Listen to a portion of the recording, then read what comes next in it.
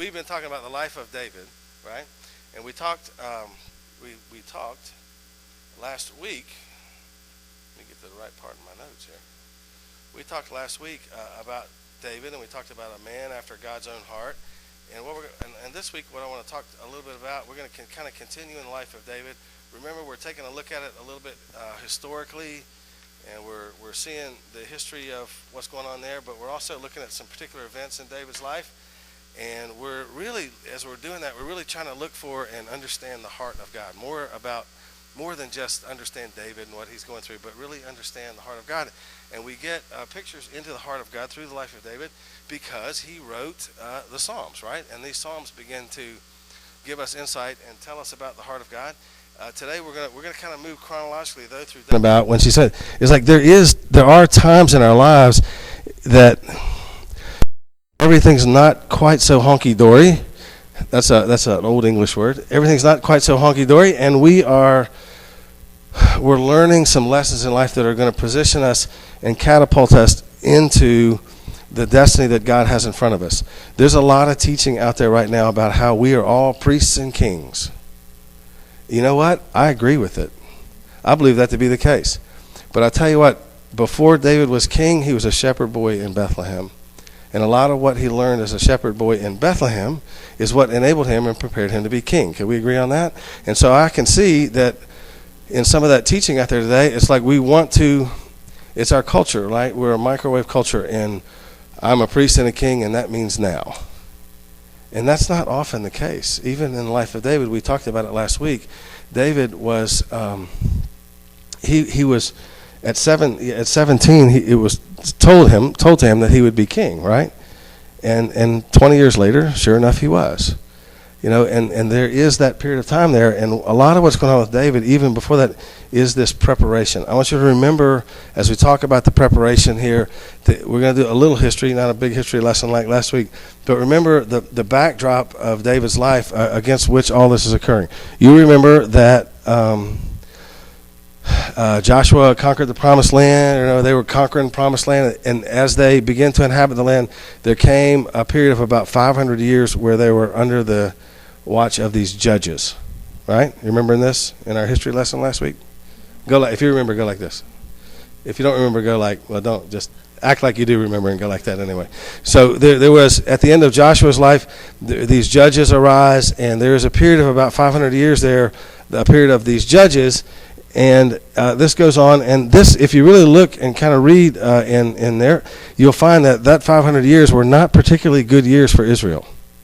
These were years of lawlessness, and these were years where at the end of the book of Judges, it says, everyone did what was right in his own eyes. Okay, so there was kind of a situational ethic, and these were not good years. And this had gone on for 500 years. Now, we've seen this in our country maybe a little bit. We have seen, maybe, I was trying to think, when did this, I don't know, come along about the 60s or 70s, I don't know, and we begin to see, maybe where our culture could be described as, if it feels good, do it, or everything, everyone did what was right in his own eyes. And we've kind of begun to see that play out in our own culture over about 50 years. And so now here we are in 2013. The result of it has not been all that positive. Can we agree on that? Well, remember in David's life, this has been going on for 500 years. Can you imagine in our culture what it would be if we continued along the path we are continuing? I don't think that's going to happen, but if we continued along the path we're continuing right now, everyone doing what was right in their own eyes and continuing along with this situational ethic, can you imagine where we would be in 450 years? Maybe not too good a place, right? And my argument is that's what's happening in that's what the days of David were like. It's at the end of this 500-year period of the judges, and then people finally rebel to the extent they call out and they tell the Lord, we don't want you as king. We want our own king because we just want to be like everybody else. Okay, so it's in this period of rebellion where David emerges, right? Now, I think this should tell us something about the heart of God. something like really important. Because what we're really seeing unfold here is that even at this dark hour in the life of Israel, even in the midst of this extreme rebellion, even at the point where they're demanding a king so they can be like others, even at this very point, God is in Bethlehem making ready a deliverer for his people. Does that not say something to you about the heart of God? He's like looking at Israel going, I mean, it's not like they're hiding from him. They long ago forgot about trying to hide. And in the middle of all that mayhem, what he's doing, what he's doing is he's like trying to prepare someone for them who's going to lead them out and lead them back to him. Mercy, man. Grace. Like, have you ever experienced this in your own life? Like, can I be honest enough to tell you that, like, I have? Like, those points in your life where you're running as hard and as fast as you can away from him. And it seems like the harder and the faster you run, the quicker he is to come and deliver you out of it. You ever experienced that? Like, that should tell us, as we're unfolding the story, this should tell us something about the life of the heart of God. Is not only his heart toward Israel, but his heart toward us. And I don't know, that strikes me as pretty awesome. So against this backdrop, David is being prepared as the culture runs amok, as lawlessness abounds. Here's what David writes. The heavens are telling of the glory of God, and their expanse declaring the work of his hands. Day to day pours forth speech, and night to reveals his knowledge. David begins, in the midst of this backdrop, in Psalm 19, he begins to write about God. I want to call your attention that most commentators, most studious fellows, would tell you that this Psalm 19 was written probably by David, and probably about the time he was 17, sitting on a hill in Bethlehem. And he looks to nature. It's kind of interesting here. He looks to nature, and he begins to see God reflected in nature. And he's in Bethlehem, and these early lessons, man, are about God revealing himself to him and him beginning to understand who God is. And he sees that in nature. He's like, in them, he has placed a tent for the sun, which is a bridegroom coming out of its chamber, rejoices as a strong man comes to run its course. It's rising from one end of the heavens, its circuit to the other end. The law of the Lord is perfect, restoring the soul. David begins to see the character and the nature of God in nature, and then he understands who he is. And he's like, this was not a statement of his day. This is a statement that God begins to reveal to him as he's sitting on a hill in Bethlehem, kind of tending the sheep, right? And he says, look, the law of the Lord is perfect, restoring the soul. The testimony of the Lord is sure, making wise the simple. The precepts of the Lord are right, rejoicing in the heart. And the commandment of the Lord is pure, enlightening the eyes. The fear of the Lord is clean, enduring forever. The judgments of the Lord are true, they are righteous.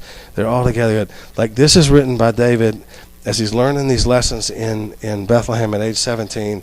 He writes something, and as he's watching sheep. Now look, I'm not a card-carrying member of PETA. Okay, I'm not hardly even a tree hugger, really, but I do understand that we have been or are being restored to the place where we have dominion over creation. Not that we worship, but we're called to steward it and care for it, because creation reflects who he is. I had one of the most incredible experience I ever had with the Lord was in Costa Rica, and I was at the top of the mountain. You guys never went to the top of that particular mountain. I was at the top of the mountain, and I'm there, and I was on a what do you call it in English? And we call it a quad in Costa Rica. I don't know what you call it in the States. A four-wheeler. I was on my four-wheeler, but the four-wheeler broke down, so I didn't know what to do. So I'm sitting, and I just sat in the jungle, and as I began to sit, it was really interesting. Like, it began to come to life. You know, you're sitting, you're quiet, and it begins to come to life. And I began to see, like, the complexity of it all and the intricateness of it all. And I began to understand, man, this is reflective of who God is. His complexity, his intricacy, his intimacy, like who he is. This is kind of reflecting that. And most often, though, I just don't really sit and take time to let it emerge and see it.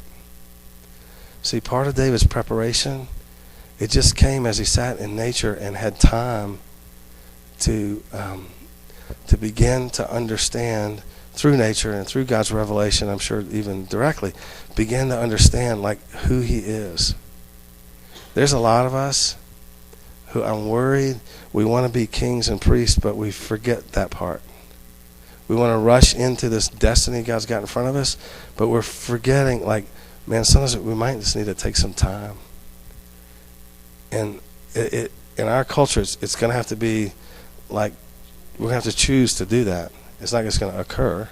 We have to take some time so that we begin to, through revelation of his word and begin through the Holy Spirit, we really begin to understand the complexity and the intimacy and all that he really is. And I fear that we have produced a culture of kings and princes and priests in our Western culture and Western church culture in particular who really don't know who he is. That's a very dangerous thing. And here's David in Bethlehem, and he's saying, okay, I'm understanding who he is, what this is as he begins to understand who he is, see, God begins to draw him into the relationship of being a man after God's own heart, right? It's not, how can we be a people, how can I be a man after God's own heart when I really don't even know who he is? And when I won't take the time to really even begin to get to know who he is. Is this making sense at all? And this preparation in Bethlehem for David is very important. And I think that part of what's happened as David's watching these sheep on the hill is he's beginning to derive his meaning in life or his identity from being, first of all, loved by God and then becoming a lover of him. And guys, I want to tell you that this identity, where David began to find meaning in life, it was where his identity was, being loved by God and becoming a lover of him. I want to tell you that this identity is very important for a would-be king. And I think that maybe one of the lessons we can learn from the life of David here at the University of Bethlehem is that it's no matter what our call is, no matter what the destiny is that lies in front of us, like it's pretty important. It's all important that we begin to engage and understand that the meaning in our life really arises out of knowing that he loves us and becoming a lover of him. Is that making sense? And there's something else here. I think look, when we it stifles it. This if our identity is really rooted in that, it really stifles a huge battle that the enemy will come at us with. Look, when we know we are loved by God and that we're lovers of him, it doesn't solve everything, but then our struggle is not hopeless, because I bet that you are like me, and in the midst of the struggle, the enemy, the accuser of the brethren, will often come to you. He'll call you a hypocrite, and he'll call you a failure. And he will try to define you. He'll try to define you by your sin and by way of your shortcoming. Does that happen to you, or am I the only one? Well, see, if my identity is knowing that he loves me and becoming a lover of him, when the enemy comes and tries to define me by my sin and my shortcoming, then it's pretty simple for me to just go, no, that doesn't define me. It may have occurred, but it doesn't define me. What defines me is that. And so we come to this point where we may stumble, we may fall, but we understand and know where our identity is. Is this making sense? So, bottom line is this: I think the Lord, check this out. The Lord knows that David will never be a safe king until his identity is in him. Is that speaking to anybody? Like, I don't know if this speak, like when I was going through this stuff, maybe it's because so much it applies to me personally, but I think it applies to all of us. And so the Lord knows that he will never be a safe king until his identity is in him. And he uses this nature and revealing of himself, this universe, to develop his identity. He must have learned this lesson, because later, when the kingdom is threatened by Absalom, his son. Do you remember this? The kingdom is threatened by Absalom. Maybe he's going to lose it. Maybe it's going to get taken away from him. And David's response to that is, in effect, I don't care. Can you imagine? His response is, I don't care. I'm the Lord's. I never really wanted to be king anyway. That's basically, see, his identity is fixed. And I think this, guys, I think we need to be wise in these days. And I think we need to be aware of leaders, be they political or be they spiritual, be they Democrat or be they Republican, be they church leaders or be they conference speakers.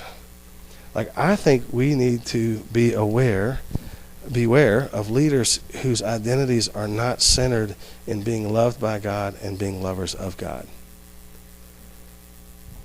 You can often tell who they are because they'll have an iron grip on control. And they love the stage, man. And it's dangerous.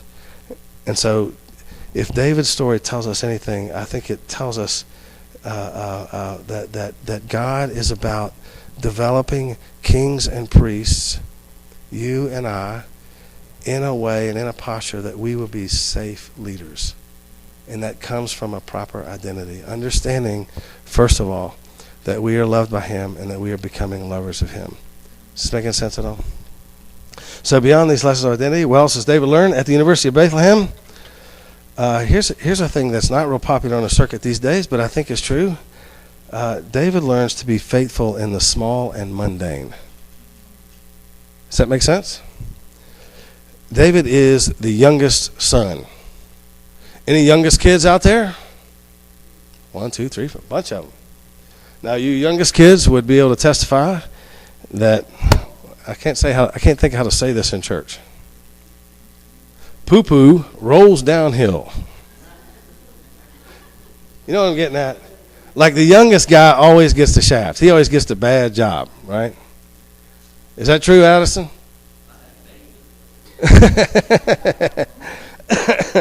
and this is what's happening with David. Look, he got the bad job, right? Shepherds were not high on the list of import there in society's standing, right?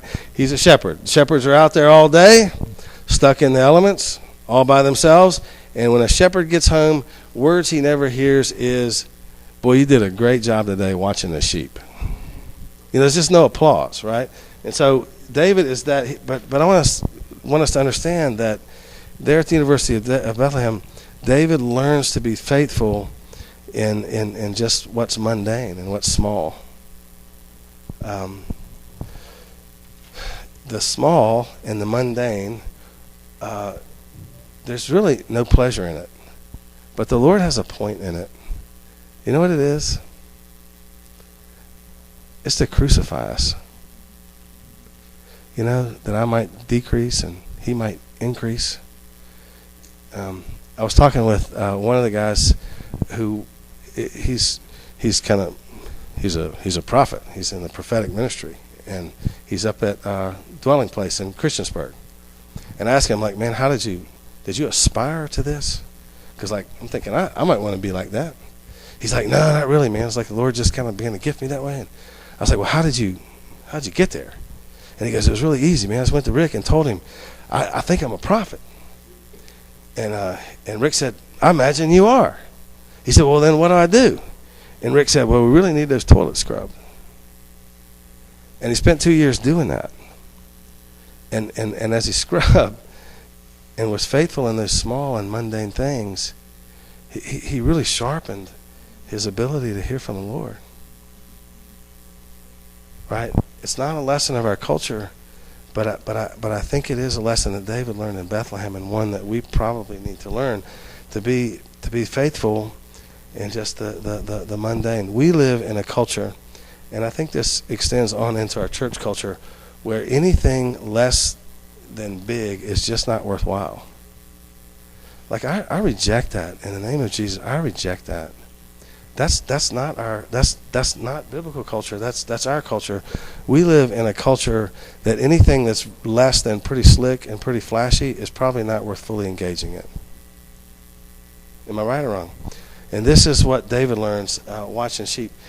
He learned that he liked watching sheep. He liked watching sheep because he learned to enjoy God there. And as he enjoyed God there, he could be faithful in what was small and what was mundane, to the extent that when he became king, he didn't have to hold on to it too tight. Does that make sense? And that made in David a safe leader. My guess is that when Samuel looked into the eyes of David, what he saw was a warrior. And what he saw when he looked into the eyes of David was that he was the only man in the group who was satisfied with where he was. That's a bad thing in our day, right? And when he saw this guy who was satisfied with where he was, who had found enjoyment in just being with God in the small and the mundane, then he said, that's the one who's becoming king. Do you find that odd? It's different. It's different. Guys, I think we would want to pay attention to unbridled ambition in our lives. That's a little harsh, huh? Let's say it this way. I think we need to be careful if it means too much to us what everybody else thinks. I think we need to be careful and maybe pay attention when we think we are working at things constantly that are less than who we really are.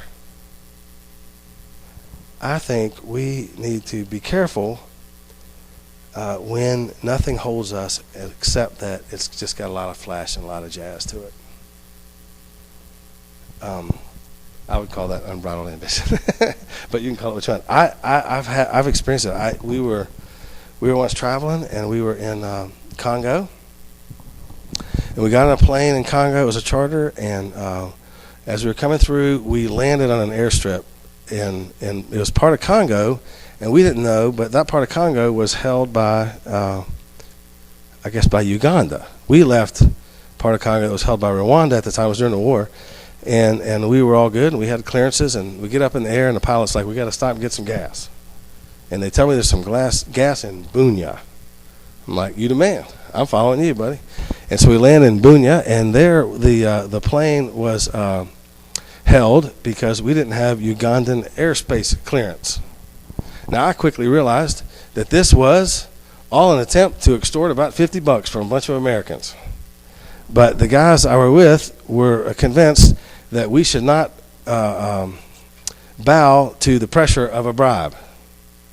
So we sat in detention for 2 days. Some people would call that jail. Some people would call it detention. We sat there for 2 days, and finally the guy looked at me and he goes, why don't you give him $50? I said, we'll be out of here in about 30 minutes. Sure enough, we got out. It did cost us $100. We got out, and we went to South Sudan, and we got there, and we were late, and we were tired, having traveled and been detained for a couple of days, and we're tired, and we were late, and people were excited to see us, and it was late at night. We go to sleep. They come wake me up next morning like at 5:30. I'm like, oh, my goodness, you're kidding me, right? And they're like, hey, we want to see if you want to go preach. And I'm like, well, kind of tired. I mean, it was a big day the last couple of days, and those guys weren't real nice to us down there in Congo. Yeah, but we want you to go preach in the village. And I'm like, look, guys, no TV camera, no video, no donors, just me and a bunch of people that want to hear some preaching, maybe. There's not much flash in that, man.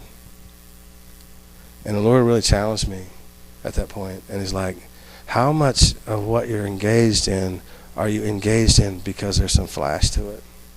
And how excited are you to share the gospel and really proclaim the kingdom when nobody's around to know that's what you're doing? you know. And so we drove over this road, bumpy. Like when I say bumps, I mean bumps. Like the potholes are so big. You have a guy that goes with you in the car. This is a true story. You have a guy that's go with you in the car, and like after the rainy season, it'll fill up with water, the potholes, but you don't know how deep they are. So there's a guy that's riding with you in the car. His job is to walk out in the water to see how deep it is, to see if the car can go through. Like, that's a cool job. I always thought that was all right. And so we got that guy, and we go through the potholes or around them or whatever you got to do, and we get there, and I get to this village, and there's about 5 people there. And the Lord's like, Dave, how much of what you do you do just because the camera's on and there's some flash? I'm like, all right. And so I asked the guy, I'm like, okay, so we're going to preach now? And he's like, no, we're just going to wait for a while. I'm like, wait on what? He's like, we're just waiting. Like in Africa, they don't give you like detail, you know. It's like, we're just waiting. One time we were there, like, waiting for what? He's like, for him. I'm like, who is him? And they're like, he is coming. I'm like, there's some kind of breakdown in the translation here or something. I don't understand. I'm like, so there's 5 people here at the market. And he's like, we'll just wait. I'm like, okay. I mean, and we sit for an hour, and it starts getting hot. And we sit for another hour, and now it's getting hotter. And we sit for another hour, and it's 110 degrees, and now there's 10 people. And the Lord's like, Dave, how much of what you're doing is just because there's some flash to it? And I asked the guy, are we ready now? He's like, no, he is coming. I don't know what, they're talking some kind of crazy nonsense. They're like, no. I'm like, okay. So we wait.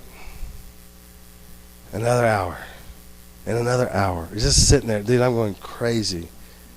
We're just sitting there like I can't even understand anything anybody's talking about. I'm just sitting there. And the Lord's like, Dave, how much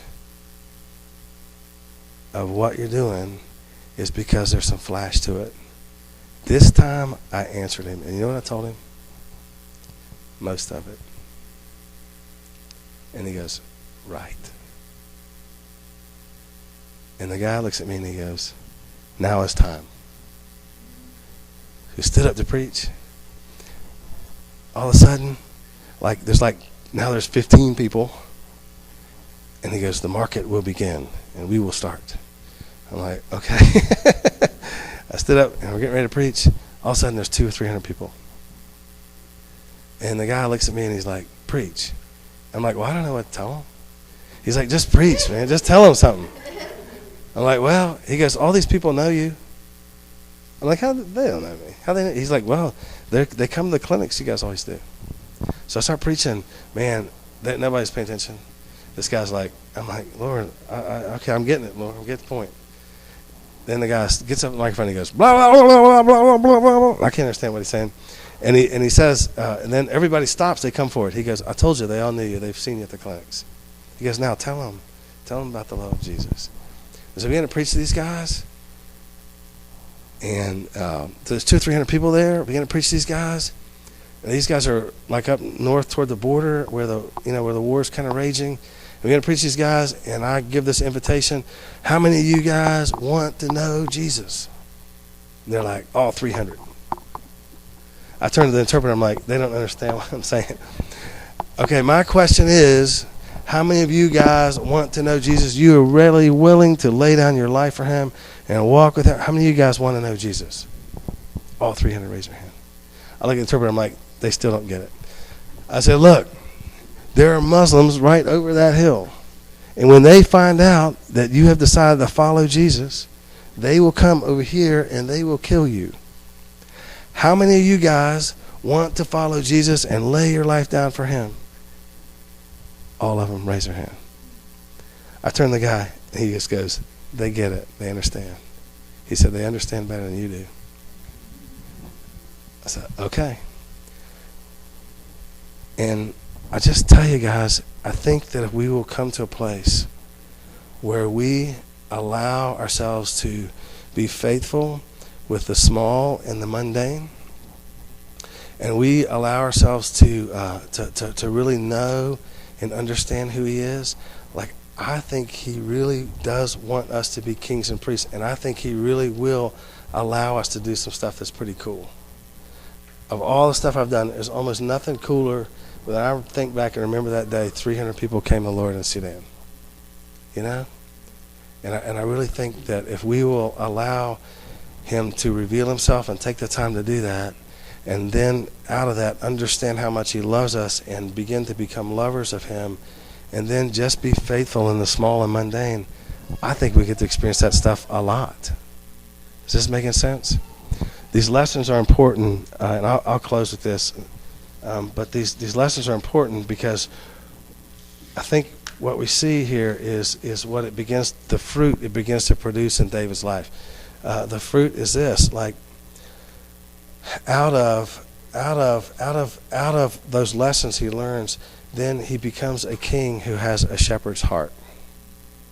A shepherd boy who was willing to save a sheep or a lamb by putting himself between that lamb and a lion, who has a shepherd's heart, is now worthy to become a king.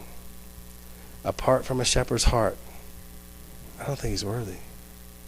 And I'll tell you, I don't care what my call is or yours or anybody else's. If it doesn't emanate from a shepherd's heart, like, it's dangerous.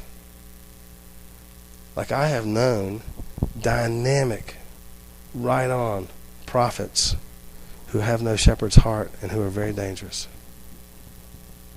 I've known faith healers who have no shepherd's heart, and it's dangerous. And I think what God wants to develop here and what he wants to develop in you and in me, he does. There's a call in our life, man. There's a destiny in front of us. We are kings and priests, and he wants to make us safe kings and priests who have a shepherd's heart that arises out of an identity that understands he loves us, and we are becoming lovers of him, and we will be faithful even when there's no flash to it. Is this making sense at all? And so the University of Bethlehem becomes pretty important in the life of David. And I think, in line with what Trish is saying, I think there are some of us here who have been or who are at the University of Bethlehem. And I want to share this word tonight. We're there, and we're developing our identity. We're there, and we're exercising a call to be faithful over even small and mundane things. And I really want to come to the body tonight and go, hey, if you find yourself either now or that you have been at in the University of Bethlehem, like, I just want to come tonight. I want to encourage you and go, that's cool, that's okay. I don't know, like, before I've gotten, anybody ever, like, man, I've gotten these words about how, like, you're going to be a world changer. Like, I get that. And maybe so, man. And maybe you too. Maybe we're all going to be world changers. But, like, don't rush your time at Bethlehem. Don't feel the pressure that the world or even the Christian community or even your pastor or whoever, don't feel the pressure they might inadvertently kind of put on you. Like, enjoy your time in Bethlehem. Take your time. God is not in a rush to develop you. Like, I'm 50, and I think he hadn't even hardly I'm 52 this month. And I think he's barely started with me. That's cool. He's not in a rush. And I want to bring this word not as a word of, like, you all need to go to Bethlehem. It's really a word of, I bet a bunch of us are at Bethlehem really learning our identity and really learning to be faithful in small and mundane things, because we are called to be kings and priests, and he wants to make us safe kings and priests. And the word is a word of encouragement. Don't rush your time at Bethlehem. Enjoy it. When Samuel looked in the eyes of David, he did not see a dissatisfied man. And when he told him he was going to be king, what did David do? He rushed back to the capital city to assume the throne. No. He said, okay. And he went back out and watched the sheep. Right? Don't rush your time at Bethlehem. It's okay. Enjoy your time at Bethlehem. And as David watched the sheep, he enjoyed it, man. He found God there. It's a good place. Well, Dave, how'd you like to have a church of 500? I don't know. Never had a church of 500. I kind of like where it is. And maybe one day it'll be a church of 500. Maybe. But I think we can enjoy small beginnings, man. And enjoy what the Lord's doing. And he may want to do something else. And if he does, I'm cool with that. And if he doesn't, I'm cool with that. You see what I'm getting at? We don't have to feel the pressure of our culture at that point. And so that's why I bring it up. I believe, I'll just close this. I believe that the Lord is making in many of us a shepherd's heart and a humble heart. And I just, as much as anything, I just want to pray for us tonight. Okay, I want to get you guys to come up and maybe do one song. If you got one, you the man.